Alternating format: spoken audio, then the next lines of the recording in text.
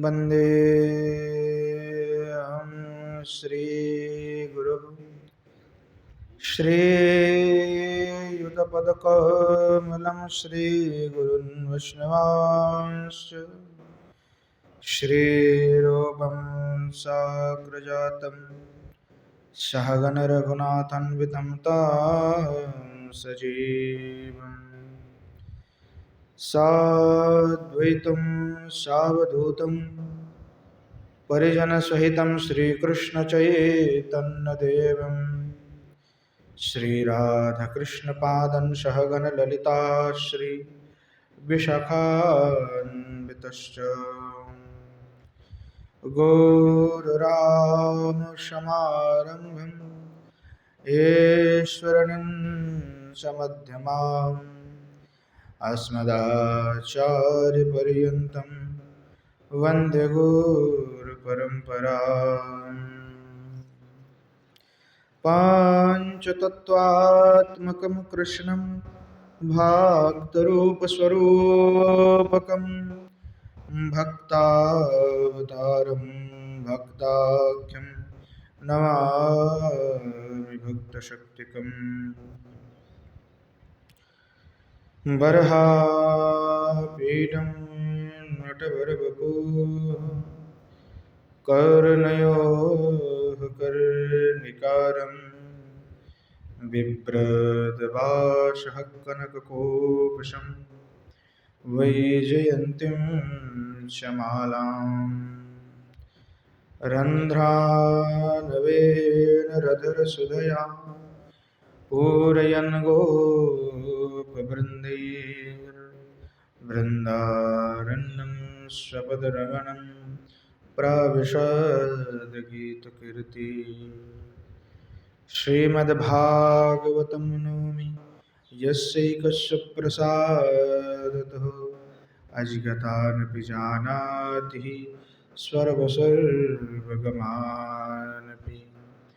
वृषारूढममाकन्तं सोममीश सदा शिवं हरिनामरसन्मत्तं नौमि गोपीश्वरं हरम्।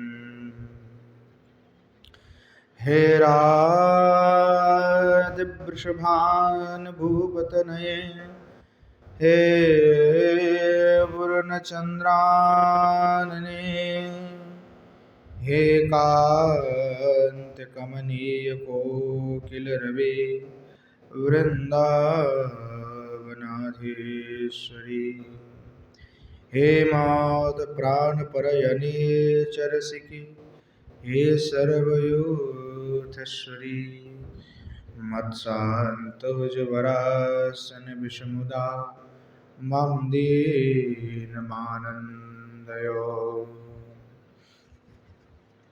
नारायणं नमस्कृत्य नरं चैव नरोत्तमं देवीं सरस्वतीं व्यासं ततो जयमुदीरये। जननी जनको वन्दिद्धरणिद्धरणीधरो सन्तानवत्सलो पूजो सन्तनो कुशलार्थिनो। वरण्यायै तुलसी दिव्ये प्रियायै केशवस्य च कृष्णभक्तिप्रदे देवी सत्यवत्यै नमो नमः। श्रीरूपं साग्रजं वन्दे रघुनाथं कृपामयं श्रीजीवं भट्टयोगं च शय्यनो सुखदायकम्। येषां सहजस्निग्धानं पादरेणुमभीक्ष्णसः सर्वविघ्नविनाशाय शिरसा धारयाम्यहम्। वाञ्छकल्पतरुभ्यश्च कृपासिन्धुभ्यैव च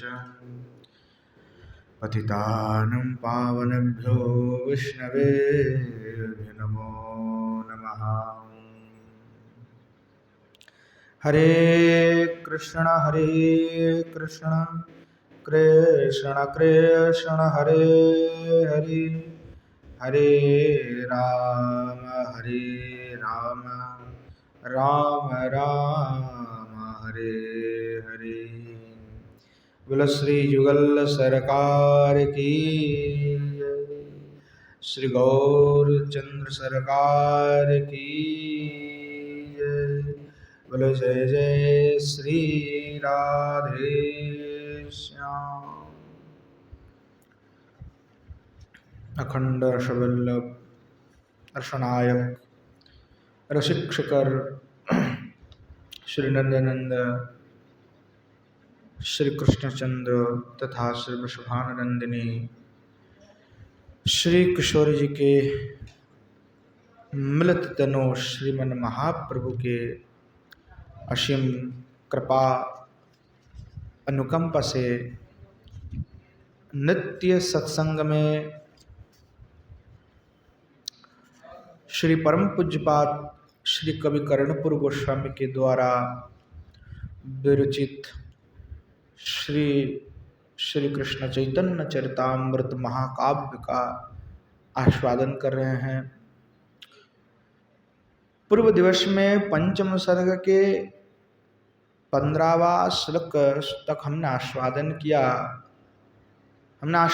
किया कि श्रीमन महाप्रभु के भाव किस प्रकार है, किस प्रकार श्रीमन महाप्रभु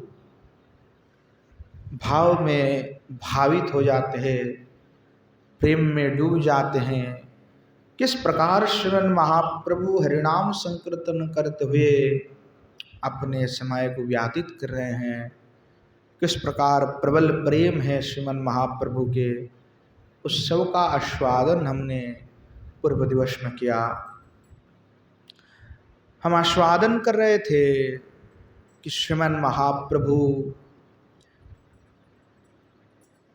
प्रेमाद्र चित्त से प्रेमाद्र स्वपुलक में एकदा श्रीमन महाप्रभु प्रेमाद्र स्वपुलक प्रेमाद्र युक्त हो करके मुरारविद्यालयस्यम आलयम अगम। श्रीमन महाप्रभु मुरारी बद्ध के जो है भवन में आए और आकर के कृपा समुद्र अर्थात कृपा के समुद्र श्रीमन महाप्रभु तत्रासौ सपदि निविश्य दिवगे। श्रीमन महाप्रभु मुरारी बुद्ध के जो देव गृह है उस देव गृह में प्रविष्ट होकर के संभिन्न नयन ज्वले समध्यवाद से और सजल नेत्र से श्रीमन महाप्रभु उस देव गृह में अवस्थित हुए। उस समय वर्णना कर रहे कवि कर्णपुर गोस्वामी पाद आश्चर्य दशन युगेन गांवलिया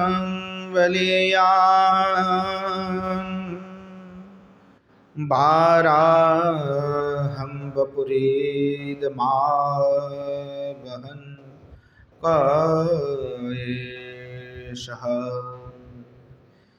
मर्मस्पृक्तोदति महामहिधतुल्यो भुवे साभिति निगदन् स्वसर्व पश्चात्। उस समय एक घटना हुई, उसका बाखान व्याख्यान श्री कवि कर्णपुर गोस्वामी अपने इस ग्रंथ में वर्णना कर रहे हैं कि आश्चर्य श्रवण करो श्रीमन महाप्रभु श्री मंदिर के अभ्यंतर से कहने लगे, ये कौन है, ये कौन है। यहाँ भीषण आकृति के है, अत्यंत बलवान है। कहा ऐसा कौन है। बाराहं वपुरीदमावहन, कह रहे हैं कि आश्चर्यम दशन जुगीन गांबलियन, ये तो बड़ा बलवान है और आपने दंत के अग्रभाग में धरणी को धारण करके प्रकांड पर्वत सदृश देह को धारण किए हुए बाराहम्ब परीद मावहन, बाराह मूर्ति को प्रकट करते हुए मर्मस्पृग तुदंती महामहीद तुल्य भूयसाविद निगदन ससर्प पश्चात मुझे जो है कष्ट दे रहे, व्यथा प्रदान कर रहा है। ये कौन है?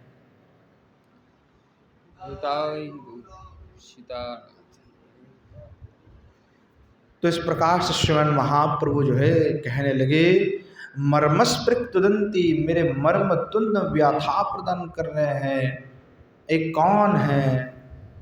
इस प्रकार कहते हुए श्रीमन महाप्रभु पश्चात अपसरण करने लगे थे। इत्तोक्त स्वपदी तथा तदीय भावं स्वं गृह्णन् भुविभुज जानभिर्व्रजन्स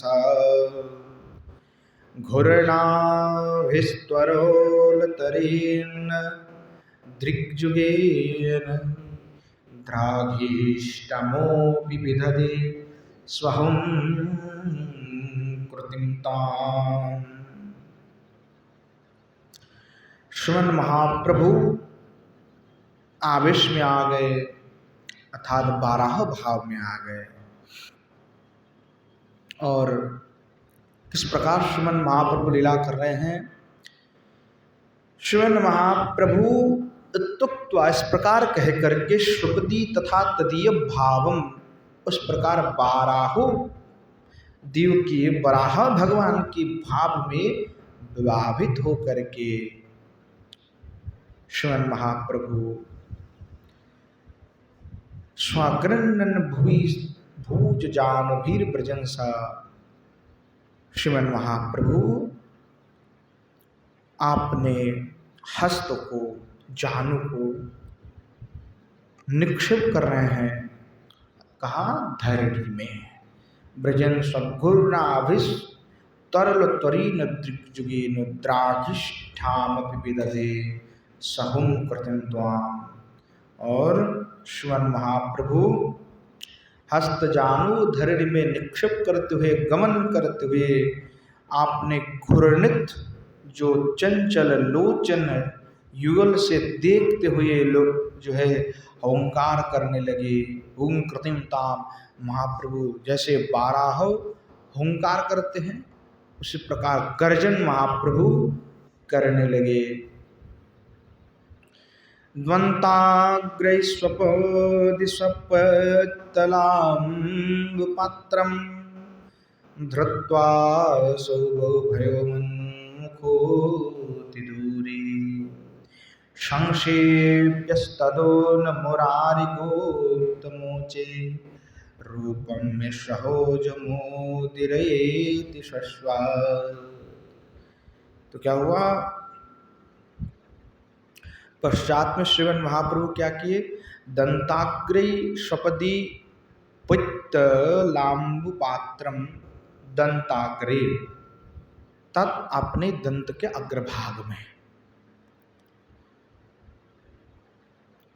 स्वपदी स्वपित्तलाम्बुपात्रम, पीतल के जो पात्र हैं, तो पीतल के जलपात्र को श्रीमन महाप्रभु आपने दंत के द्वारा धृत्वासौ धारण करके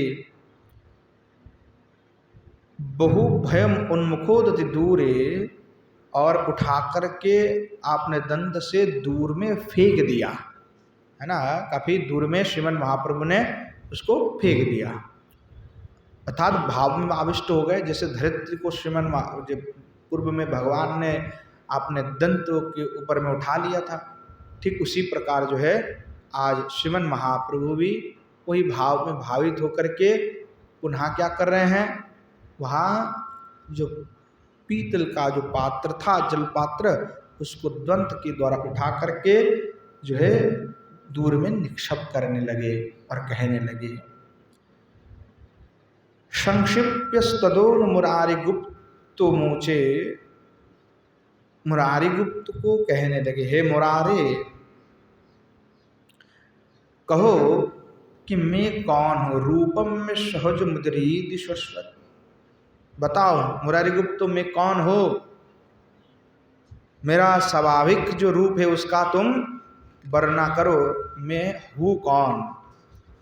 तो जब श्रीमन महाप्रभु जो भगवत आवेश में आकर के जब मुरारिगुप्त को पूछे कि मैं कौन हूँ, उसका स्वरूप का वर्णना करो, तो मुरारिगुप्त उत्तर प्रदान कर रहे हैं।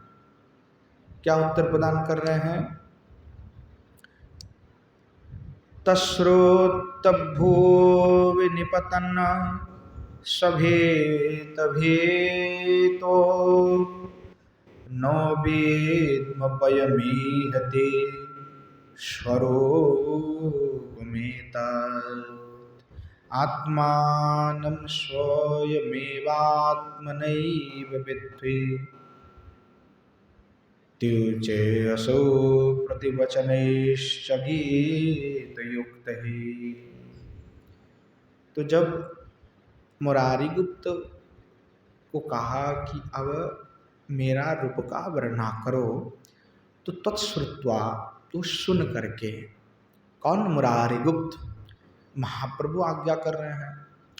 जब आज्ञा कर रहे हैं तो मुरारिगुप्त सुन करके भूवि निपतन सभीत भीत, मुरारिगुप्त भयभीत हो करके भूतल में निपतित हो करके नोविद्मोपयमीहते स्वरूपमेतत्, हाथ जोड़ करके प्रार्थना करने लगे कि प्रभु हम आपकी स्वरूप को नहीं जानते, हमारे ज्ञान में ये नहीं है प्रभु, हम आपके स्वरूप को नहीं जानते। नौ विद्मो वयम ईहते स्वरूपमेतत्, भगवान आपके स्वरूप को हम नहीं जानते, है ना। तो भगवान के स्वरूप को कोई जान नहीं सकता, भगवान स्वयं स्वयं को जानते हैं।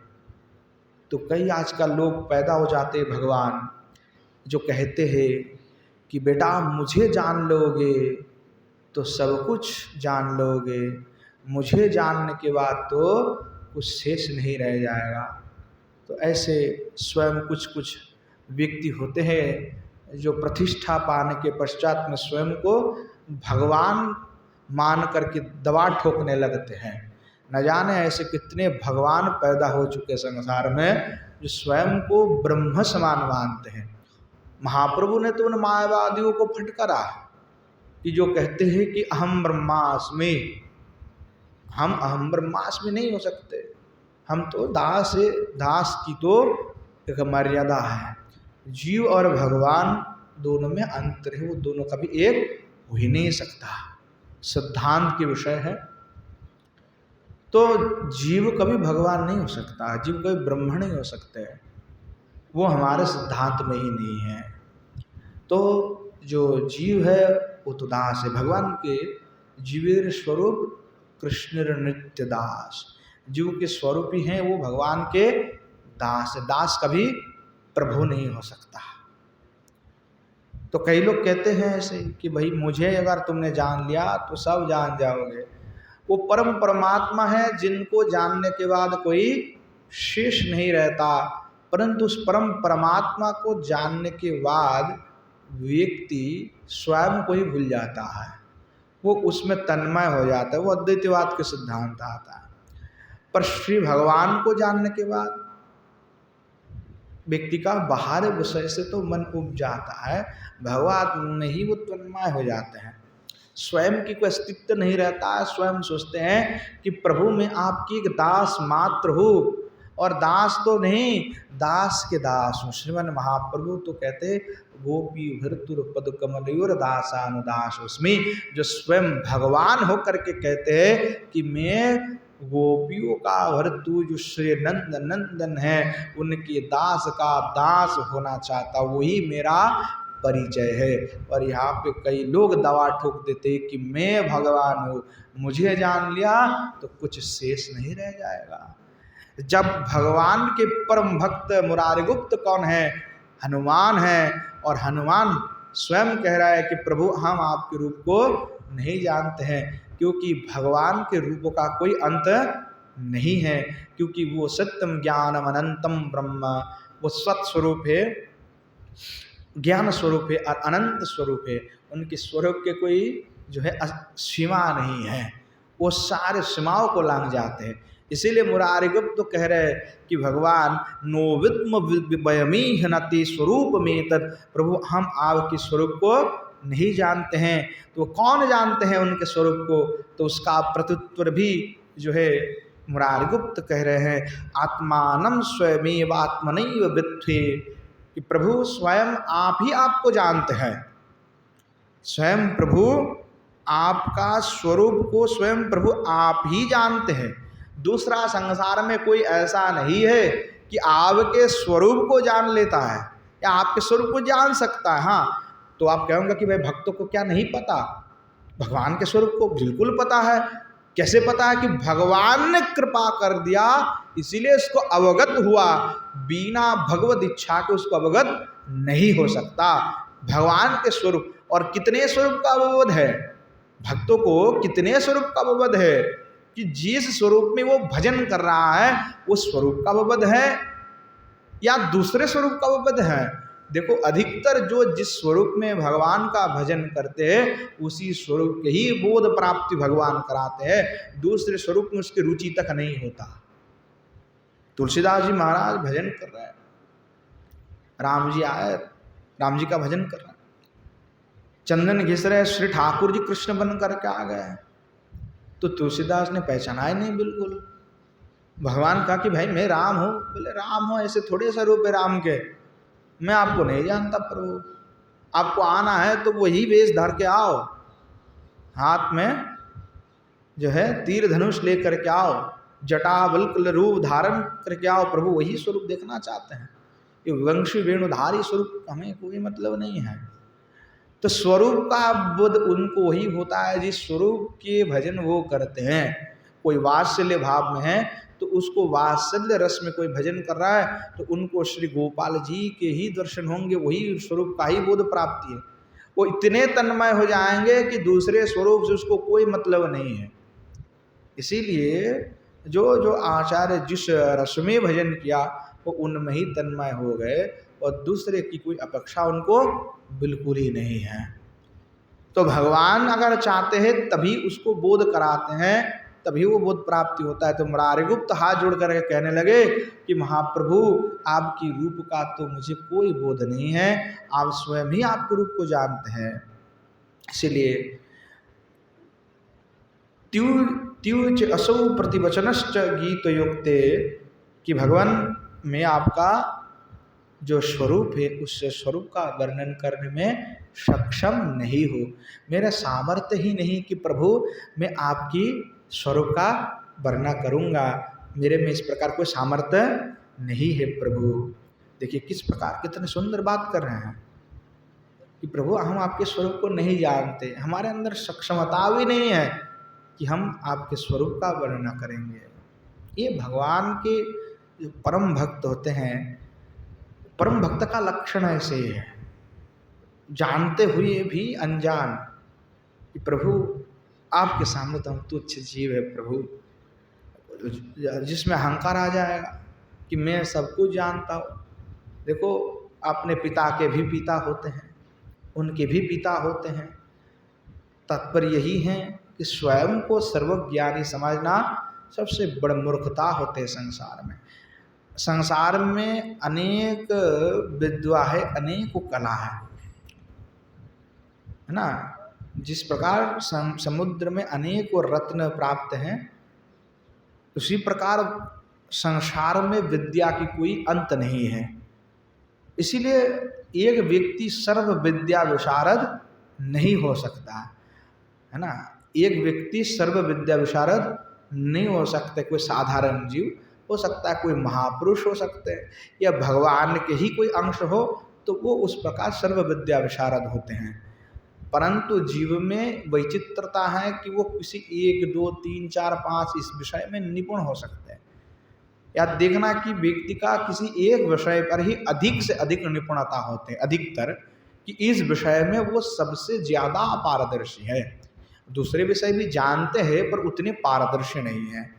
तो एक भगवान एक विशेष गुण व्यक्ति के अंदर अवश्य होता है, और वो विशेष गुण के द्वारा श्री भगवान की सेवा अवश्य ही करना चाहिए। तो भक्त का तो इस स्वभाव है, स्वयं कभी भी नहीं कहेंगे कि मैं सर्वज्ञानी हूँ या मेरे अंदर भजन के प्रताप है, मैं ध्वंस कर दूंगा, इसको अभिसंपत कर दूंगा, मुझे भस्म कर दूंगा। ये सब भक्त की कोई बात नहीं होते। जो भक्त होंगे, परम भक्त होंगे, वो तो सदा अपना निष्ठा में रहेंगे, प्रेम भक्ति में डूबे रहेंगे, उसको बेतुकों की बात से कोई मतलब नहीं है। तो संसार उस तरफ से नष्ट हो गया, हमें उससे कोई फर्क नहीं पड़ता है, हमें कोई मतलब नहीं, हमें तो अपने भजन से मतलब है। इस प्रकार जो है संतजन क्यों संतजन रहता है, इस प्रकार क्यों करता, क्योंकि उसको पता है संसार में ऐसे क्रिया होते रहेगा। जब कली का युग है तो कोली का प्रताप होगा और संसार में अधर्म चलते रहेगा। वही गीता में भगवान पहले कह रहे हैं कि स्त्रियां भ्रष्ट हो जाएंगे कली युग में, पहले तो होगा, क्यों नहीं होगा, अवश्य भ्रष्ट हो जाएंगे। अगर कह रहा है कि सारे लोग शास्त्र के विरुद्ध जाएंगे तो होगा कि नहीं होगा। तो तात्पर्य है कि शास्त्र सिद्धांत किस प्रकार है। जैसे कई लोग कहते हैं कि बलि के प्रसंग जब आता है तो कई लोग कहते हैं कि बलि नहीं देना चाहिए। जैसे कि अभी आज कुछ मुसलमान धर्म का कुछ उत्सव ये है, पर्वन है, आज खूब गैया काटेंगे माता है। तो आज के जो ये साधारण जो सेकुलरवाद लोग हैं वो आज बिल्कुल चुपचाप बैठे हुए, कोई आवाज़ नहीं कर रहे हैं कि जीवों का हत्या नहीं करना चाहिए। अब जब हमारे कोई त्यौहार आएंगे, होली आता है या दोल आता है, तो इनको याद आ जाता है, क्या कहेंगे कि भाई पटाखा नहीं फोड़ना चाहिए, होली मत खेलो, उसमें जल नष्ट हो जाता है ना। दीपावली आएंगे तो पटाखा मत फोड़ो, इससे प्रदूषण होता है, जीवों को कष्ट होता है, डर जाता है। हमारे घर घर में जो कुत्ता हमने पाल कर रखा है वो कुत्ता डर जाता है, ये सो कॉल्ड लोग बोलते हैं। और आज जब सैकड़ों हजारों लाखों गैया काटे जा रहे हैं, किसी के मुंह से ऊ तक नहीं निकल रहे, कोई संवाद न्यूज चैनल ये कोई ब्रॉडकास्ट तक नहीं करते, कोई आवाज़ उठाने के लिए तैयार नहीं है इस देश में। क्यों? क्योंकि हमारे सनातन धर्म के लोग जो है ना, उनको ऐसे सिखा करके धन्यता और दया इत्यादि सिखा करके इतनी दबाए गए कि आप बेचारे उठ के खड़े नहीं हो सकते। ये सोचते कि हम पीछे हटते जाएंगे, हटते हटते कहाँ जाओगे आप?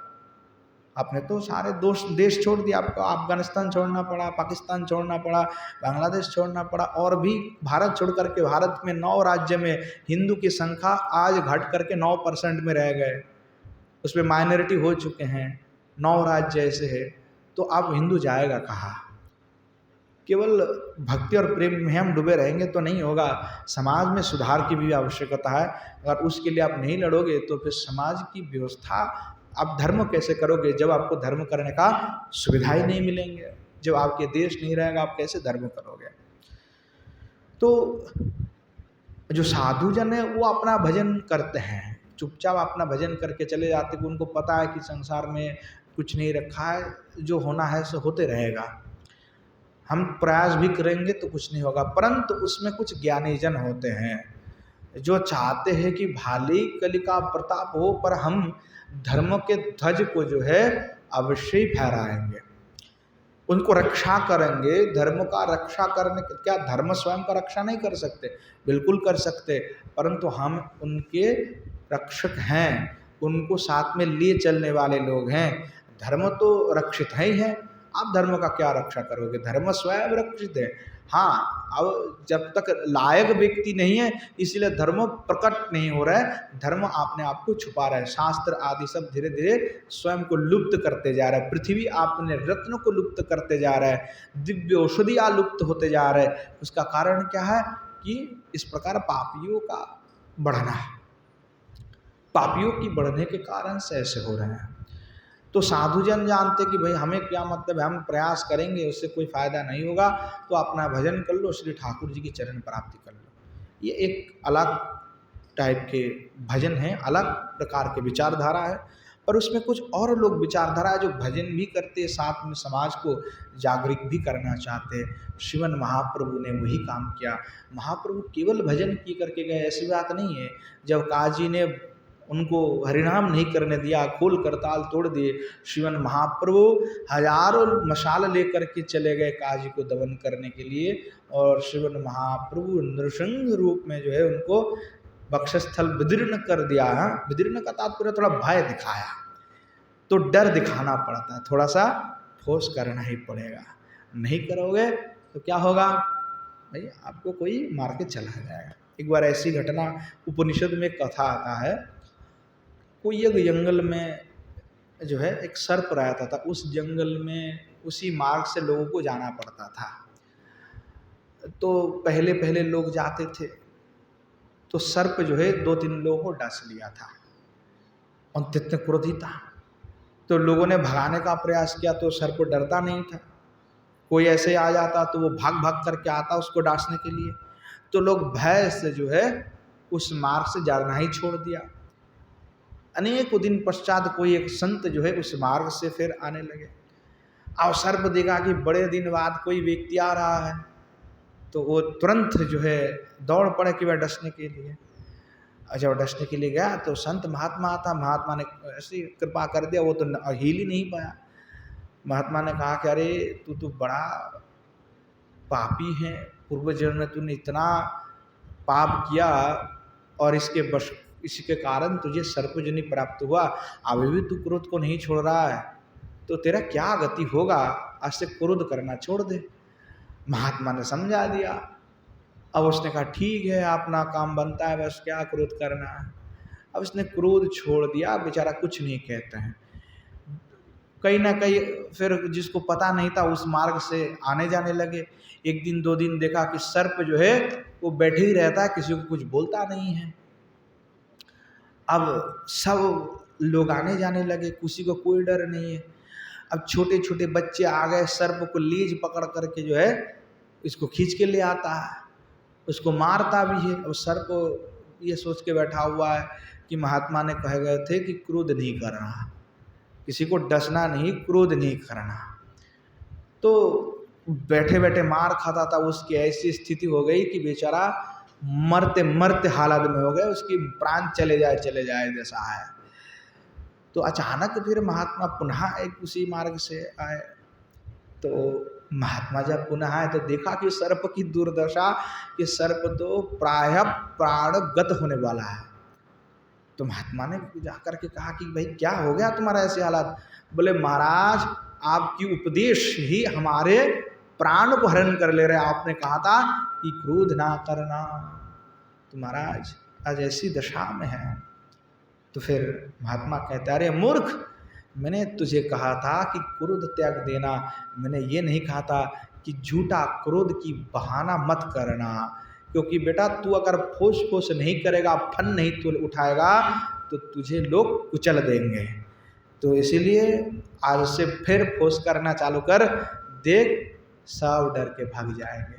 तो तात्पर्य क्या हुआ कि आप एकदम चुपचाप बैठ जाते हैं, तो फिर आपको लोग दबाने की कोशिश करेंगे। तो धर्म की रक्षा देखिए, युग युगों में अनेक महापुरुष अवतीर्ण हुए।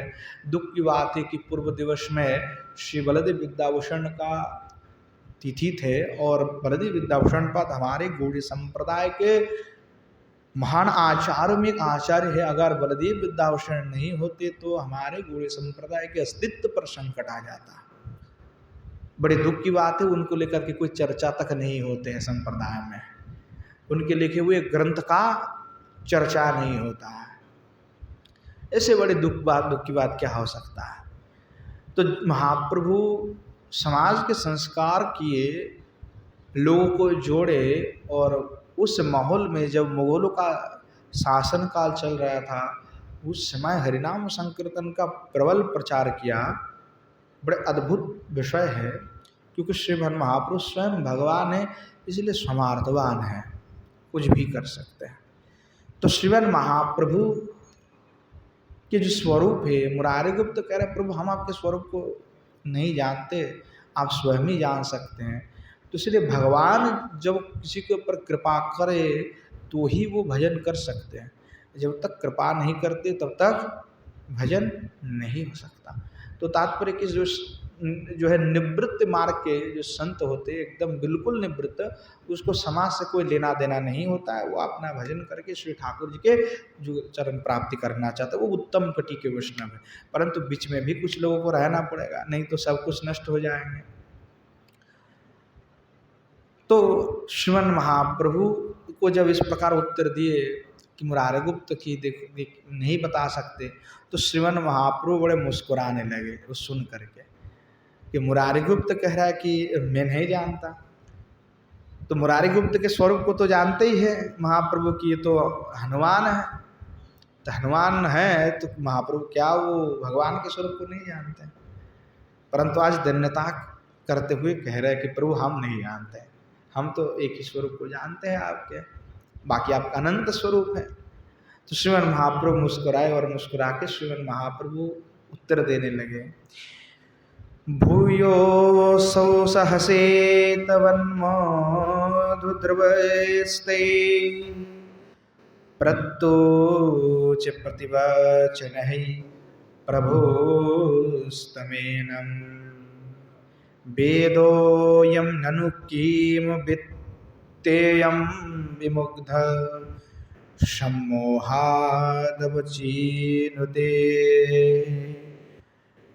चीनुतेन्धवत्स्वनित्यम्।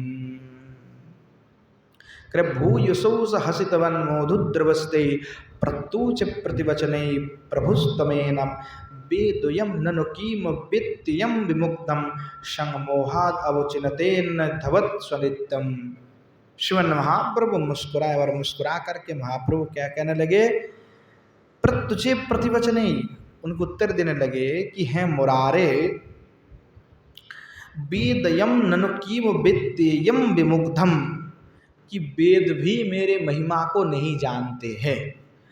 और कई ऐसे लोग हैं जो वेद को ही मान के बैठे हैं केवल, कि हम 4 पुस्तक को मानेंगे, इतने सूक्त हैं, इतने मंत्र हैं, बस यही हमारे सनातन धर्म है, और वह आर्य समाजी। आर्य समाजी से बड़े मूर्ख संसार में कोई नहीं है। वो 4 ग्रंथ को ही मान के बैठे हुए कि यही वेद है और हम इसके बाहर कुछ भी नहीं मानते हैं, और मन मर्जी अपना भाष्य प्रस्तुत करेंगे और लिखते रहेंगे।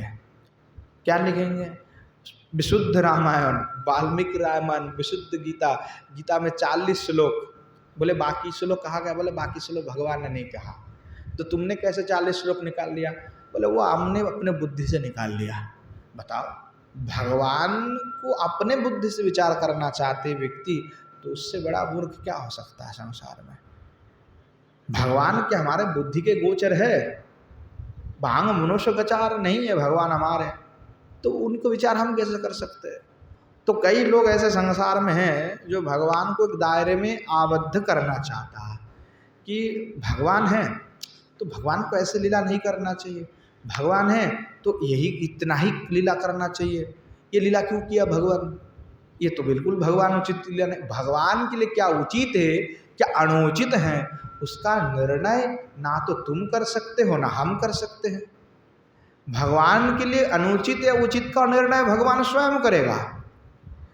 भगवान क्या करेंगे या नहीं करेंगे, उस कर्म का निर्णय हम नहीं कर सकते या तुम भी नहीं कर सकते, वो स्वयं भगवान ही कर सकते हैं। तो भगवान तुम्हारे बने हुए जो दायरे हैं, वृत्त हैं, उसमें भगवान आबद्ध नहीं है, वो परम स्वतंत्र है। भगवान कैसे हैं? परम स्वतंत्र है, तो किसी के द्वारा आबद्ध नहीं। वेद भगवान की मुख निश्चित वाणी है, वेद नारायण साक्षात भगवान, वेद नारायण है, परंतु वेद को रचना करने वाले स्वयं भगवान है। तो वेद कितने हैं? तो पहले शब्द में आता है कि वेदः अनंतः। वेद शब्द का अर्थ क्या होता है? कि वेद शब्द का अर्थ होता है ज्ञान, विद्रि धातु से बनता, वही ज्ञान शब्द का अर्थ है। तो ज्ञान कैसे? सत्यम ज्ञानम अनंतम ब्रह्म। तो सत्य और ज्ञान जो है वो अनंत स्वरूप है। तो इसीलिए हमारे यहाँ पे जो है वेदांत पढ़ाया जाता है। वेदांत का अर्थ क्या होता है? वेद शब्द का अर्थ होता है ज्ञान। अंत शब्द का अर्थ होता है क्या है? अंतिम भाग नहीं, वेदांत का अर्थ होते हैं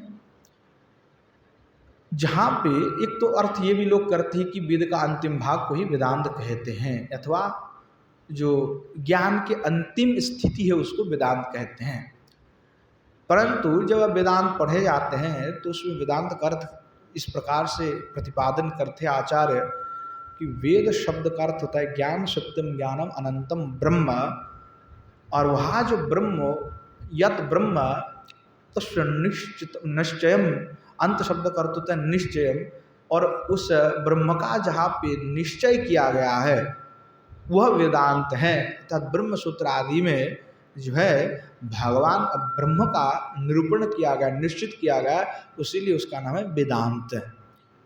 तो जो श्री भगवान है वो अनंत स्वरूप है, तो जो वेद है वो अनंत है। हाँ, अब प्रकट रूप में थोड़ा बहुत प्राप्त है, पहले और भी प्राप्त था। वेद की शाखाएं अलग अलग, जो 4 वेद है उसमें अलग अलग शाखा है, अलग अलग शाखाओं में अलग अलग जो सूक्त आदि मंत्र आदि उपलब्ध थे, जो आजकल प्राप्त नहीं है मुख्य रूप से। तो श्रीमन महाप्रभु इसलिए कह रहे हैं कि जो वेद है, वेद भी मेरी महिमा को नहीं जानते। कई लोग केवल वेद को मान करके बैठे हुए हैं, उनको भक्ति प्रेम से कोई मतलब नहीं है। वो कर्मकांड, घनघोर कर्मकांड ही है उनके निकट में। क्या है? बोले कर्मकांड ही हमारे प्रधान है। उनको आप कुछ भी कहो वो नहीं समझने के लिए तैयार है। वो छाग बलि भी देंगे, भैंस बलि भी देंगे, और फलाना फलाना बलि दे करके तामसिक क्रिया भी करेंगे। तो ऐसे लोग भी हैं जो केवल, क्योंकि वेद को सीधे सीधे कहते हैं कि वेद में तो भाई पशु बलि इत्यादि उपलब्ध हैं, तो इसलिए कहते हैं। परंतु वो जो है भक्ति से सैकड़ों माइल दूर है, तो इन लोगों का कोई गति नहीं हो सकता। इसीलिए 10 श्लोकी भाष्य में श्री राधा कृष्ण गोस्वामी पाद कहते हैं कि जो नया है, जो मीमांसक हैं और सांख्य को जो मानने वाले लोग हैं, तो मीमांसक और सांख्य शास्त्र को मानने वाले लोगों को कभी भी प्रेम भक्ति का उपदेश नहीं देना चाहिए, क्योंकि ये कभी प्रेम भक्ति के उपदेश को नहीं समझेंगे, ना कभी मानेंगे। तो वही मीमांसक है जो कर्मकांड ही है। तो वो कर्मकांड विषर भांड अमृत बोल लीजिए भाई। वो कर्मकांड क्या है? तो विष का भांड है, पर लोग उसको अमृत बोल करके पी रहे हैं। और ऐसे ऐसे समस्या भी हो चुके हैं कि सर्वनिवृत्त होने के बाद भी स्वाहा स्वाहा करके आहुति दे रहे हैं। जब राग मार्ग की भजन हमारे आचार्य ने दिखाया कि सर्वस्व त्याग करते हुए जो है ये यज्ञ आदि को पूर्ण रूप से त्याग करते हुए और राग मार्ग की भजन करना है, उस सिद्धांत को भूल करके भी लोग स्वाहा स्वाहा आहुति दे रहे हैं, जिसका कोई प्रयोजन नहीं है राग मार्ग से। वो पूरा सिद्धांत के विरुद्ध है, आचार्य के सिद्धांत का पूर्ण विरुद्ध है। महाप्रभु और श्री श्री गोस्वामी पाद के जो सिद्धांत है, जो राग मार्ग के भजन हैं, चाहे वो गृहस्थ हो, गृहस्थ के लिए थोड़ी सी माफी है क्योंकि उसको विवाह आदि कार्य में यज्ञ आदि का प्रयोजन है, पर जो सन्यासी हो चुके हैं उनके लिए यज्ञ आदि का कोई प्रयोजन बिल्कुल ही नहीं है और नहीं कर सकते। अगर करते तो शास्त्र का विरुद्ध कार्य है। इसमें कोई सिद्धांत में कोई इसमें कठोरता है। सिद्धांत में तो हम उसमें ये नहीं कर सकते कि भाई नहीं करो करो, नहीं, सिद्धांत तो सिद्धांत है, उसमें कोई आवश्यकता नहीं है, क्योंकि आपने सारे कर्म को आपने त्याग कर दिया पहले, उसके पश्चात आपकी संन्यास हुई है। तो जो रागमार्ग के भजन करने वाले हैं उनके लिए केवल श्री युगल सरकार की लीला स्मरण रूप ही साधना है, बाकी कोई साधना नहीं है।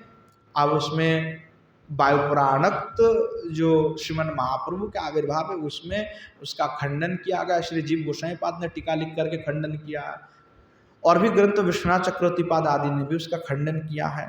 तो वेदादि के जो वह मार्ग है, जो कर्मकांड की मार्ग है, यानी यज्ञ आदि की जो मार्ग है, वो कलियुग में इसलिए निषिद्ध किया गया क्योंकि वस्तु की भी उपलब्धता नहीं है। और दूसरी सबसे बड़ी बात है कि स्वसखा के अनुसार अध्ययन किए हुए जो सागनिक ब्राह्मण है वो आज वर्तमान में उपलब्ध है ही नहीं। बहुत रेयर है कि आप, बहुत दुर्लभ है कि आपको मिल जाए, नहीं तो अधिकतर शाखा स्वशाखा से रहित होकर के ही अध्ययन कर रहे हैं, तो उसको भी नहीं माना जाता है। जब आप शास्त्र देखेंगे उस प्रकार कार्य नहीं कर सकते, इसीलिए उसका निषेध किया गया है। तो वेद भी महिमा नहीं जानते। महाप्रभु कह रहे वित्यम विमुक्त सम्मोहात अवचिनति अवंधोवत स्वनित्यम, कह रहे कि क्या कहे कि वे कुछ भी नहीं जानते, वेद मेरे महिमा को नहीं जानते और ऐसे कर्मकांडी आदि मेरे बारे में कुछ भी नहीं जानते, क्योंकि वो कर्म कोई मान के बैठा है कि भाई कर्म करोगे, वो कोई कृपा इत्यादि को नहीं मानते। कर्म करोगे फल मिलेगा, कर्म करोगे फल मिलेगा, बिना कर्म हुए फल नहीं मिलेगा। एक बार मुझे किसी ने कह रहा था कि बिना जो है कर्म किए हुए कुछ नहीं प्राप्त हो सकता है, आप उपनयन आदि होंगे तभी आप अधिकारी होंगे। तो ध्रुव जी का कौन सा उपनयन हुआ था? 6 साल के उम्र में भगवत भजन के लिए ध्रुव जी चल पड़े। जब समय, क्योंकि क्षत्रियों का उपनयन आदि संस्कार 11 साल में होता है, तो उस स्थिति में उस समय में ध्रुव जी की कोई उपनयन संस्कार आदि नहीं हुई थी, वो पूरा अनधिकारी था। और उस स्थिति में ध्रुव जी ने भगवान की तपस्या करके 6 महीने में भगवान को प्राप्त कर लिया। बताओ कौन से वो आप अधिकारी पैदा, अधिकारी की जरूरत हुआ उनको? नहीं, क्योंकि तीव्र जो प्रेम और भक्ति है वो आकांक्षा ही उनको भगवत प्राप्ति करा दिया, जो लोभ भगवान के प्रति हुआ। तो इसीलिए लोभ को हमारे आचार्य ने ग्रहण किया कि जिनके भगवान के प्रति तीव्र लोभ होगा उसके लिए कोई नियम विधि लागू नहीं होता है, वो तत्काल भगवान को प्राप्ति कर सकता है अगर उसको तीव्र लोभ है तो लोभ को ही रागमार्ग कहा जाता है।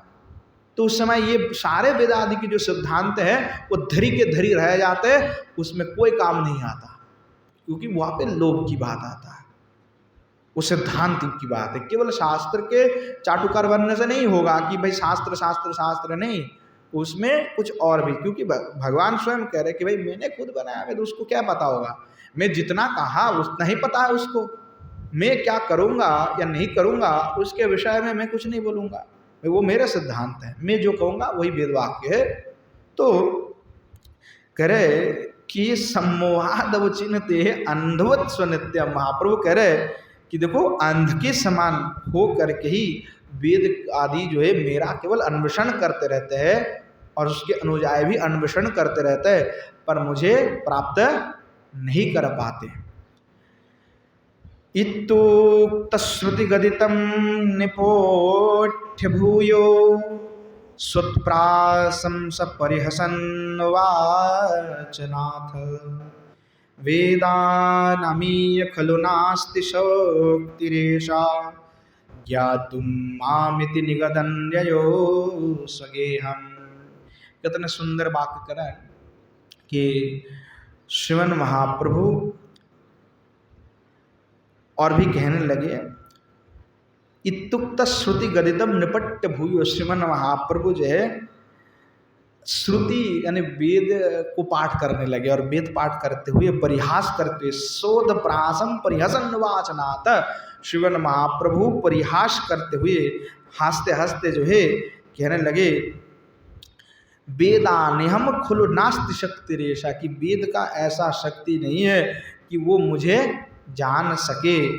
ज्ञातुम मामिति निगतम यजो स्वगेहम, इस प्रकार श्रीमन महाप्रभु कहते कहते आपने जो है निज मंदिर में महाप्रभु चले गए। इस प्रकार जो है मुरारी गुप्त को कहते कहते हुए प्रभानंद स्वर श्रीपतिपाद जो है आपने संगीत माधव में एक वाक्य कहते कि प्रेमा दुराधिगम्य, जो है प्रेम जो है वो किस प्रकार है, तो कहते हैं कि वेदादि दुराधिगम्य प्रेमम, वेदादि शास्त्र के द्वारा प्रेम को प्राप्त नहीं किया जाता, वो दुराधिगम्य है।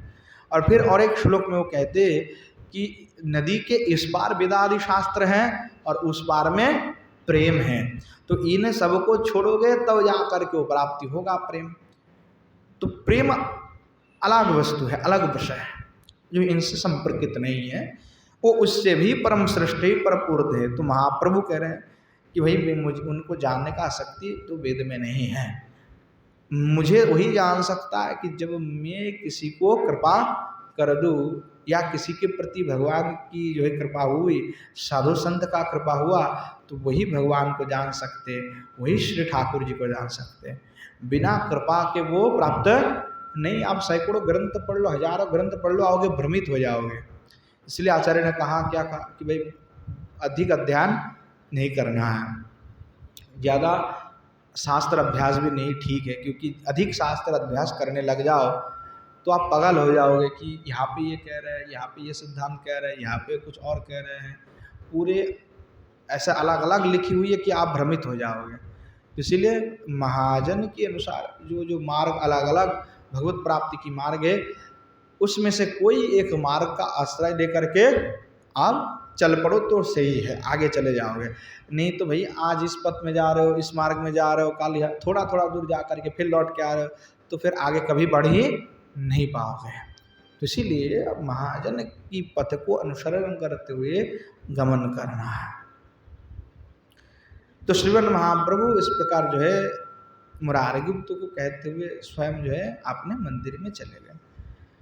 इसीलिए केवल शास्त्र की कीड़े बनने से भी काम नहीं चलेगा, उसमें प्रेम भक्ति की भी आवश्यकता है। प्रेम भक्ति के रहित कुछ नहीं होगा। परंतु ऐसा ये भी नहीं है कि शास्त्र की कोई प्रयोजन नहीं है। यहाँ पे तो महाप्रभु प्रेम की उत्कर्षताओं को बढ़ाने के लिए महाप्रभु कह रहे हैं। परंतु जब आप सिद्धांत में आओगे तो वेद नारायण, साक्षात भगवान स्वयं ही नारायण वेद है, और वेद के जो सिद्धांत है उस सिद्धांत के अनुसार ही हमें चलना है। हम उसके सिद्धांत के खिलाफ भी नहीं जा सकते, क्योंकि भगवान के द्वारा प्रवर्तित शास्त्र है। तो प्रेम का जो परम उत्कर्ष है, उस उत्कर्षताओं को वर्णन करने के लिए श्रीमन महाप्रभु यहाँ पे ज्ञान का जो है खंडन कर रहे हैं कि केवल ज्ञान जो है वो आपको भगवत प्राप्ति नहीं करा सकते, उसमें प्रेम की आवश्यकता है। प्रेम रहित काम नहीं चलेगा, प्रेम चाहिए, भक्ति चाहिए, उसके शून्य ज्ञान कुछ नहीं कर सकते, वो तो शुष्क ज्ञान हो जाएगा।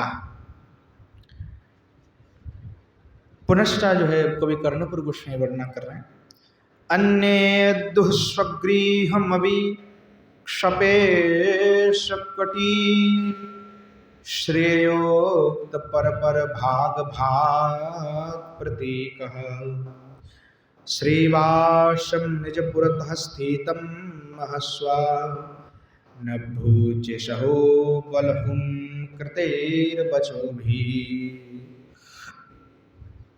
तो कह रहे अन्य कोई दिवस, अन्य दिवस में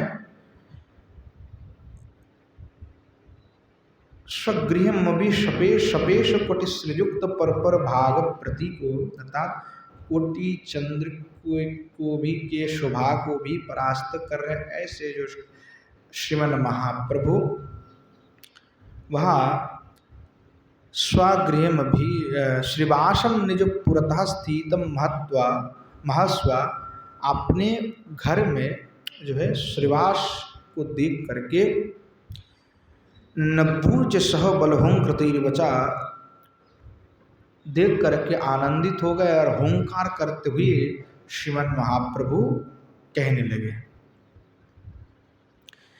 त्वम्भो पश्यसि न किमत्र पंचवक्रान् षड्वक्रानपि च चतुर्मुखान् समेतान् सप्यूच न खलु विलोक्यते मयासौ षड्वक्र प्रवृत्तिज्वनो समागतोऽयम्। कहने लगे, हे श्रीवास, देखो ये पंचवक्त्र यानी पांच मुख, षड्वक्त्र षडानन, चतुर्मुख ब्रह्मा प्रभृति जो देवगण हैं, वो सभी देवगण जो है यहाँ पे आए हुए हैं, क्या तुम्हें वो नहीं दिखाई पड़ रहा है? तो जो है इस प्रकार श्रीमन महाप्रभु कहने लगे। तो सोपि उच्चे, तो श्रीवास जो है पुनः महाप्रभु को उत्तर दे रहे हैं कि प्रभु आप तो कह रहे हैं कि यहाँ पे षड्वक्त्र प्रभृति जनो समागतो यम, कि षड्वक्र षडानन आदि सभी आपके यहाँ पे आए हुए हैं, पर मैं तो नखलू बिलकते मयासु, मैं तो कुछ देख नहीं पा रहा हूँ, मुझे तो कुछ भी नहीं दिखाई दे रहा है। इत्तोक्त स्वती तदनुपतस्थिरां सम नाम्ना श्रीपति मनोजम ददर्श विप्र सोम्पेत श्रुति निकटेषु धीरमोचिर दैतस्यागमन कथम प्रभुम दिदृक्षो। तो कह रहे हैं कि इस प्रकार श्री इत्युक्त, इस प्रकार कहकर के श्रीवास श्रुति तदनुपत स्थिर रासम, आपने जो पश्चादवर्ती आपने जो अनुज है, नामना श्रीपति मनोजम ददर्शम विप्र, आपने निकट में आपने श्रीय जो अनुज वो श्रीपति के प्रति दृष्टिपात करने पर श्रीपति जो है शनै शनै श्रीवास के निकट में आकर के शोभत्व श्रुत निकटेशु धीर मूचे, श्रीवास के कर्ण में जो है बहुत धीरे धीरे आकर के कहने लगे कि अद्वैतस्य आगमन कथम प्रबुद्ध दृक्षो, कि श्रीमन महाप्रभु की दर्शन अभिलाषा से अद्वैताचार्य जो है आगमन की हुई, अद्वैताचार्य आपके दर्शन करना, महाप्रभु का दर्शन करना चाहते हैं। आचार्य किमीय समागतो स्थितस्ये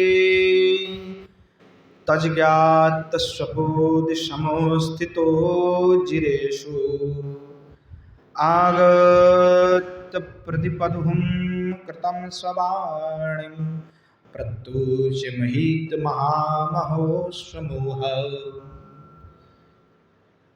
तो जब आचार्य प्रभु का आगमन संवाद से आंगन में उपविष्ट श्रीवास आनंद से जो है उत्थित होकर के कहने लगे, आगत प्रतिहुं कृतम स्ववाणी, आचार्य का आगमन हुआ है, ऐसे कहने लगे। प्रत्यूच महित महामहासुमह, तो इसी अवसर में जो तेजस्वी पूज्य प्रभु श्रीमन महाप्रभु ओंकार ध्वनि के करने लगे, अद्वैताचार्य का आगमन हुआ महाप्रभु का दर्शन करने के लिए। बड़े आनंदित हो गए श्रीवास भी, महाप्रभु भी सुनकर के आनंदित हो गए। ते ज्ञास्यन्ते स्वपद्मोत्र ये यास्यन्ति स्वामधुनादिकारहीना इत्युक्त्वा गुरुतर्हुं कृते विभिन्न श्रीवासलयो मगमहद्रुतं प्रभु स्व।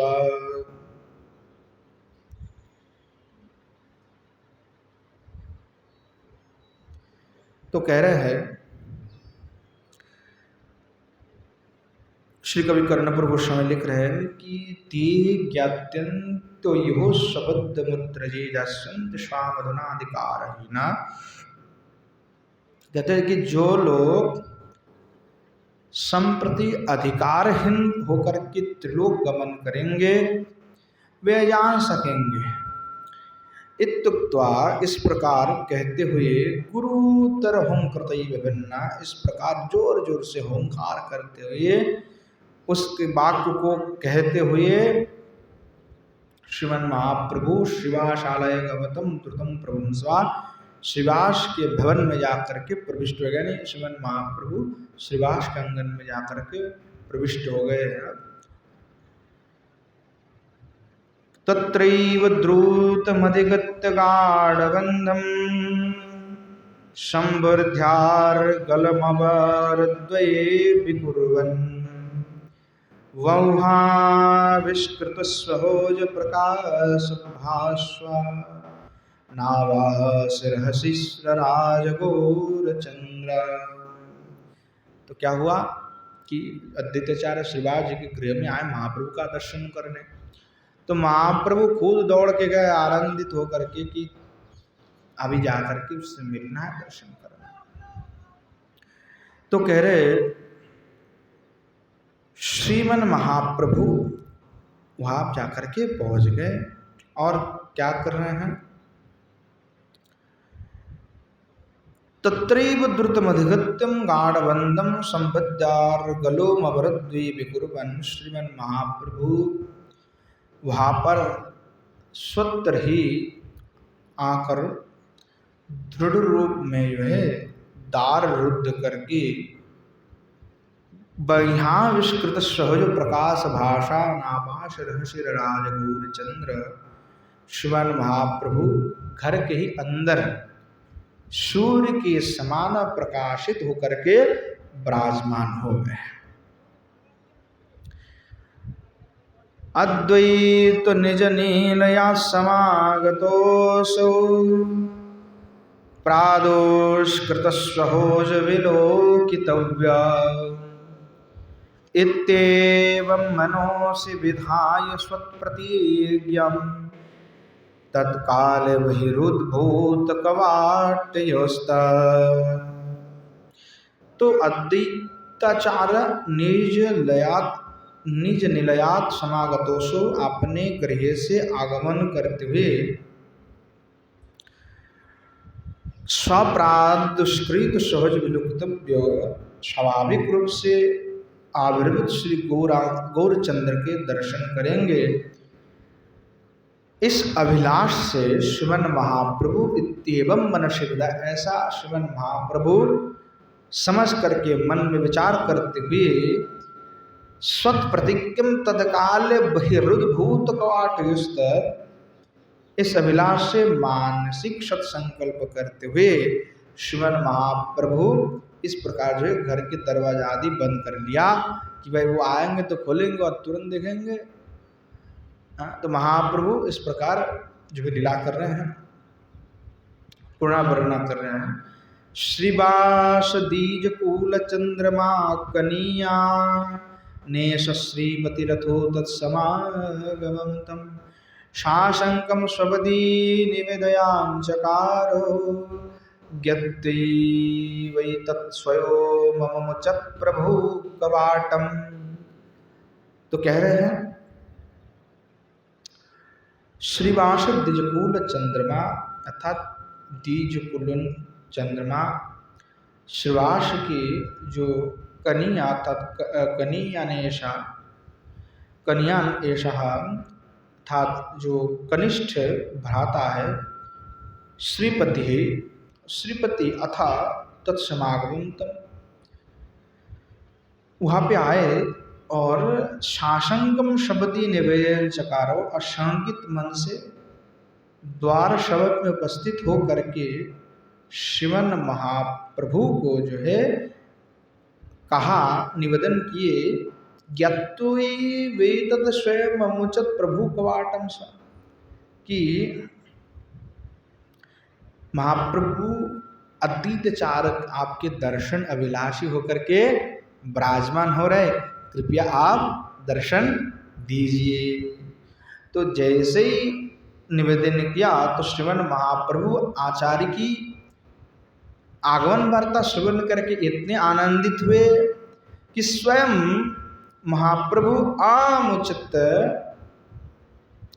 प्रभुस्व कवाटम, श्रीमन महाप्रभु स्वयं ही किवाड़ खोल दिए। और किवाड़ जैसे खुला तो क्या हुआ, श्री कवि कर्णपुर वर्णन कर रहे हैं। संकल्प मनोसि कृतो ययैव तेन श्रीभाजं प्रभुमवलोकितं तथैव अद्वैततृणनिचयं हृदयैर्गृह्त्वा सुस्निग्धभूविनिपपातदण्डवत्स। उस समय आचार्य मन में ही सोच रहे थे कि मैं जिस प्रकार संकल्प किया था उस प्रकार ही मुझे दर्शन हो गया, कि श्रीमन महाप्रभु ठीक उसी प्रकार से ही मुझे दर्शन दे रहे हैं। तो अद्वैत आचार्य श्रीमन महाप्रभु को देखे, महाप्रभु स्वयं द्वार ऐसे कवाड़ को खोल लिया और सामने अदाचार्य देखे कि महाप्रभु, और देख करके एकदम हतभम्बित हो गए, देखते ही रह गए कि कितने अद्भुत सुंदर रूप है, और देखते ही रह गए, तन्मय हो गए। सोचने लगे कि प्रभु आपकी क्या कृपा, मैं तो ऐसे ही सोच के आया था कि किवाड़ खोलूंगा तो पहले मुझे गौरांग का दर्शन हो, पहले दर्शन ठाकुर जी का हो, तो हृदय कवाड़ को हम विमोचन करे तो पता नहीं किस किस के छवि आ जाते हैं। तो हमारा हृदय कवाड़ में एक ही छवि होना चाहिए, वो श्री ठाकुर जी की, कि कभी आंख बंद करे तो भी श्री ठाकुर जी दिखाई पड़े, आंख को खोले तो भी श्री ठाकुर जी दिखाई पड़े, हृदय में स्वतः प्रभु हमें का दर्शन हो, ऐसा तो भाव हमें होते रहे। ऐसा ही भक्त की भाव होते हैं, वो आंख बंद करे तो भी प्रभु का दर्शन, और आंखें खोले तो भी श्री प्रभु का दर्शन। उसके हृदय में किसी दूसरे चित्र है ही नहीं, कोई दूसरे स्मृति नहीं है, कोई मधुर पल नहीं है कि जिसको याद करके श्री ठाकुर जी को भूल जाएंगे। यानी ठाकुर जी को याद करके दूसरे जो स्मृति उसको भूल जाओ वो उत्तम बात है, पर दूसरी स्मृति से श्री ठाकुर जी को भूल जाओ ये उत्तम बात नहीं है। तो आप ना स्मृति जो है केवल श्री ठाकुर जी की होनी चाहिए, कोई दूसरी स्मृति नहीं। आंख बंद किए तो न जाने संसार के फलाना फलाना किस किस की याद आ जाते हैं, आंखें खोलते तब भी दूसरे दूसरे कुछ दिखने लगते। तो हमारी स्थिति तो बहुत ही खतरनाक स्थिति है भाई, कि भगवान के थोड़ा सा क्षण के लिए भी प्रभु हमारे हृदय में विश्राम नहीं कर रहे कि हम उनको देख पाएंगे, और स्वतः विश्राम होने के बावजूद भी हम उनको दर्शन नहीं कर पा रहे हैं। ये तो बड़े दुर्भाग्य के विषय है, क्योंकि भगवान तो स्वतः हृदय में ही विराजमान हो रहे हैं, पर हम दर्शन ही नहीं कर पा रहे। तो अद्वैताचार्य बड़े आनंदित हुए। तो अद्वैत स्त्रीण नीचयम हृदय गृहत्वा, तो अद्वैताचार्य आपने दंत में तृण धारण करते हुए सुस्निग्ध भूव निपपात दंडवत सा श्रीमन महाप्रभु के सामने में तुरंत दंडवत प्रणति ज्ञापन किया, दंडवत प्रणाम किया। तम दृष्ट प्रभुरो विदोर्दयेन शीघ्रं श्रीभाजं स्वयमेव मन्निनाय पश्चात्, हर्षेणाशिथिलीतमाश्लिष्य सद्विशेषं प्रेमाश्रुश्रवोर्झरि शिशे च भूयः। कह रहे क्या हुआ, जब अद्वैताचार्य प्रणाम श्रीमन महाप्रभु की तो वो देख करके श्रीमन महाप्रभु दो हृदय न अपने दो बाहु को जो है प्रसारित करते, श्री भाजम सैव मन्यनाय पश्चात, श्रीमन महाप्रभु जो है तो क्षण जो है अद्वैताचार्य को ऐसे आपने बाहुदय से दोनों बाहों से उनको उठाया, सभी को पकड़ करके उनको तुरंत भूमि से उठाया, और हर्षेण शिथिलमाश्लिष्य विशेषम, और इतने हर्षित हो गए, इतने हर्षित हो गए, प्रेमाश्रु श्रवणझरि शिशीच भूयो, और श्रीमन महाप्रभु उनको इस प्रकार से आलिंगन किए और प्रेमा आश्रु से सम्यक से जो है उनका अभिषेक करा दिया। अद्वैताचार्य भी महाप्रभु के स्पर्श पा करके आनंदित हो गए, वो भी जो है प्रेमाश्रु से श्रीमन महाप्रभु को अभिषेक किए। इत्येवं विध विविदुल्लसद् विहारैर् विश्रांत भवोद्रिक्तनु नायको वसन्तः, अत्रान्ति प्रभो नटनावलोकहृष्ट, किं ग्रीष्मः प्रहसति मल्लिका विकासे। इस प्रकार कह रहे हैं इत्येवं विद विविध उल्लसद विहार, इस प्रकार से जो है श्रीमन महाप्रभु विविध विहार कर रहे हैं। विश्रांत अभवत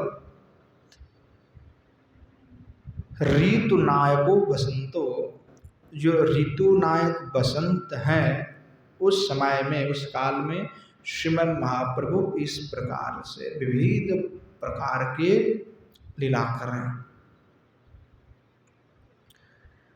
तो कह रहे हैं बसंत ऋतु का अधिकार जब समाप्त हो गए तो श्रीमद् महाप्रभु क्या कर रहे हैं, अत्रांत प्रभ नटनावलु कृष्ण किम ग्रीष्म प्रहस्ति मल्लिका विकाशी। तो बसंत काल की जो है गमन हुआ, उसके पश्चात में श्रीमद् महाप्रभु नृत्य ध्वनि से जो है कीर्तन आदि करने लगे, नृत्य आदि करने लगे, अलग अलग क्रीड़ा करने लगे। कहने लगे कि अस्त्रांत प्रभु नटनावलोकृष्टो, कि श्रीमद् महाप्रभु जब नृत्य किए तो कह रहे ग्रीष्म प्रहसति मल्लिका विकाशे, जो ग्रीष्म ऋतु है मानो मल्लिका कुसुम के विकसित होने से हास्य करने लगे। इस प्रकार भाव है कि महाप्रभु का नृत्य को देख करके ग्रीष्म ऋतु भी बड़े प्रसन्न हो गए, आनंदित हो गए। बसंत भी ऐसे सोचने लगे कि भाई मैं जब था महाप्रभु अनेक लीला की, अब मेरा समय खत्म हो गया, मैं तो दुखी हो गया। ऋतु भी सेवा करते श्रीमद् महाप्रभु के, जब भगवान के अवतार होते तो सब कुछ अनुकूल ही चलते, सब चाहते हैं कि प्रभु का हम सेवा कर सके। विच्छेदादिव सुरभेर दीनान्मुनि प्रत्योग्रादति विधुरानि संश्रयन्ति उद्दीप दीन करजात वेद सख्यम ज्वालाभिर्निर्वधि देहदावर्त्म। अब कह रहे हैं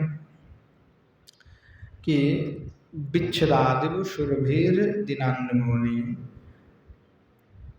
कि बसंत ऋतु का अवसान में ग्रीष्म ऋतु के जो दिन है वो प्रत्यग्राद अति विधुरानि संश्रयते, अत्यंत प्रचंड प्रतीत होने लगे। उद्दीप दीन करजात वेदसा, यानी जो दिनकर है सूर्य भगवान, उनकी किरण जो तेज है, धूप है, वो अग्नि के समान जो है ज्वालाभिर नरवदित देवदावर्तनो, अग्नि के समान जीव जगत को दग्ध करने में मानो प्रवृत्त हुआ है। उद्दामद्दुमनीरुच मुहुर्जलन्त्यो यद्यपाश्रयो मयमम्बुशोषयन्ति पद्मिन्यास्तदोपि दधत्यातीव सौख्यं दुःखश्च प्रियविहितं प्रेम तनोति। अब कह रहे हैं कि उद्दामद्दु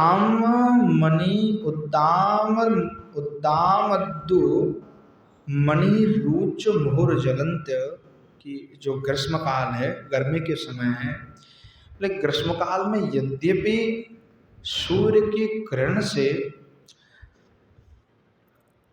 पद्मिनियों का जो आश्रय रूपी जल है, यद्यपि आश्रय अम्बुश संति, पद्मिनी की आश्रय स्थल जो जल है वो भाले उसको शोषण कर लेता है, फिर भी पद्मिन्यस्तदपि दधत्याव सौख्यम, तथापि जो सूर्य है वो पद्मिनी को सुख ही करते हैं, क्योंकि भाई सूर्य का प्रकट होगा तभी तो पद्म खिलेगा। बिना सूर्य प्रकट, जब सूर्य नहीं होगा तो कमल नहीं खिलेगा। तो कह रहे जल तो सुखा लेते हैं सूर्य, जिसका आश्रय पद्मिनी का आश्रय स्थल तो जल है, जल के बिना वो जीवित नहीं रह सकता। जल को तो सुखा लेते हैं परंतु खिलाते भी तो खिलेगा कैसे जब सूर्य का उदय नहीं होगा। तो कह रहे तो दिनकर पद्मिनी को सुखी भी करते हैं। कारण क्या है? दुःखश्च प्रियभिहितं प्रियम तनोति। क्योंकि प्रिय व्यक्ति को दुख प्रदान करने पर जो है वहाँ जो दुख है वो दुख सुख के निमित्त में परिवर्तित हो जाता है। तात्पर्य है कि अगर आप प्रिय व्यक्ति को दुख प्रदान करोगे तो भी वो दुख जो है सुख के ही निमित्त में होता है, ऐसा शास्त्रकार का कहना है। क्योंकि जो है जल का आश्रय है पद्मिनी का, पर जल को शोषण भले ही कर रहे हैं परंतु खिलने में सहायता तो कर ही रहे हैं। तो वहाँ दुख की मानो सुख के ही निमित्त ही दुख प्रदान कर रहे हैं। जब हम विद्यालय में होते हैं तो हमारे गुरुजी कितने फटकार लगाए, कितने जो है पीटे, और उस समय खूब बड़ा जो है ऐसा लगा कि गुस्सा भी आया, मन में क्या भावना भी आ गए, बड़े गुस्सा हो गए। जब गुरुकुल में थे उस समय गुरुजी ने क्या फटकार लगाया, मोबाइल वगैरह छीन लिया, बोले ऐसा रखेगा पढ़ाई वढ़ाई कुछ नहीं होगा, बड़े अनुशासन में रखा। पिटाई भी कर दिया कई बार, तो थोड़ा सा दुख हो गए, मन में विचार आने लगता है कि भाई गुस्सा हो जाता है आदमी, हाँ गुरुजी हमको मारता है ऐसे। तो देखो जो महाजन होते हैं, जो प्रिय व्यक्ति होते हैं ना, वो इसलिए शासन करते हैं कि वो हमारे सुख के लिए, हमें तो उसमें पीड़ा हुआ कि क्षण भर के लिए, परंतु जो भी उन्होंने किया वो हमारे सुख के लिए ही किया है। अगर वो नहीं डांटते, नहीं फटकारते, नहीं पीटते, नहीं हमें उस प्रकार कठोर जो अनुशासन में नहीं रखते, तो आज हम क्या संस्कृत बोल पाते हैं? क्या आज हम जो विद्या हमारी अर्जन हुआ है, जिसके बल पर उनके ही कृपा के फल है, क्या हम संस्कृत श्लोक का उच्चारण तक कर सकते थे? बिल्कुल संभव नहीं था। तो उन्होंने जो किया वो लगा ऐसे कि भाई दुख तो हुआ, परंतु वो दुख आज किस में परिवर्तित हो गए? सुख में परिवर्तित हो गए। तो इसलिए प्रिय व्यक्ति को जो दुख प्रदान करते हैं ना, वो इसलिए करते ताकि वो दुख भविष्य में जाकर के उसके सुख का ही कारण बन जाए। ये सिद्धांत है। तो कह रहे इस प्रकार श्रीमन महाप्रभु लीला विलास कर रहे हैं। नैदागम नीज महसा निधाग रश्मिम न्याकुर्वन् सततं नव नवेन गौरो अन्योद्दोर्दिज तनुजान् विपाठयन् स प्रद्भेन्न प्रकोट निज प्रकाशयासी। कह रहे कि नैदागम निज महसा निधाग रश्मिम, श्रीमन महाप्रभु अपने जो तेज हैं, अपनी जो नित्य नवीन तेज है उसके द्वारा निधाग नैदाघम निधाग रश्मिम न्यकुर्वन् सततम नव नवेन गौरा, अर्थात निधाग कालीन जो रश्मि है उसको तिरस्कार करते हुए न्यक्कार करते हुए विराजमान हुए। अन्य धुर्दिजतनुजान विपाठयन् सा, और अन्य जो ब्राह्मण तनय वृंद है उनको पठन कराते हुए, अध्ययन कराते हुए भिन्न प्रकोट निज प्रकाशयासित, जो है अध्ययन कराते हुए श्रीमन महाप्रभु आपने जो तेज राशि है उसका प्रकाश करते हुए श्रीमान महाप्रभु विराजमान हुए। इस प्रकार जो है श्री कवि कर्णपुर वर्णना कर रहे हैं। आज समय भी हो चुके हैं, तो आज यहीं पे विश्राम देते हैं। आगे पुनः यहाँ से हम आस्वादन करेंगे। बोलिए श्री युगल सरकार की जय, श्रीमन महाप्रभु की जय, श्रीमन महाप्रभु के समस्त पार्षद वृंद की जय, श्री नवद्वीप धाम की जय, धाम में विराजमान सभी संत वैष्णव भक्त वृंद की जय, श्री गंगा मैया की जय, श्री युगल सरकार की जय, श्री युगल सरकार के समस्त पार्षद वृंद की जय, श्री वृंदावन धाम की जय, धाम में विराजमान सभी संत वैष्णव भक्त वृंद की जय। श्री गिरिराज गोवर्धन की जय।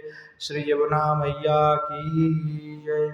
श्री षड गोस्वामी पाद की जय। श्री कविकर्णपुर गोस्वामी पाद की जय। श्री श्री कृष्ण चैतन्य चरितामृत महाकाव्य की जय। बोलो श्री पंडित बाबा की जय। श्री कृपा सिंधुदास बाबा जी महाराज की जय। श्री विश्वनाथ बाबा जी महाराज की जय। श्री राम गोपाल दास बाबा जी महाराज की जय। आज की हरि कथा की जय। हरि कथा में पधारने वाले सभी संत वैष्णव भक्त वृंद की जय। भागवत निवास की जय। बोलो श्री गिरिंद्र बिहारी लाल की जय। बोलो जय जय श्री राधे श्याम। निताय गौर श्रीतनत प्रेमानंद हरि हरि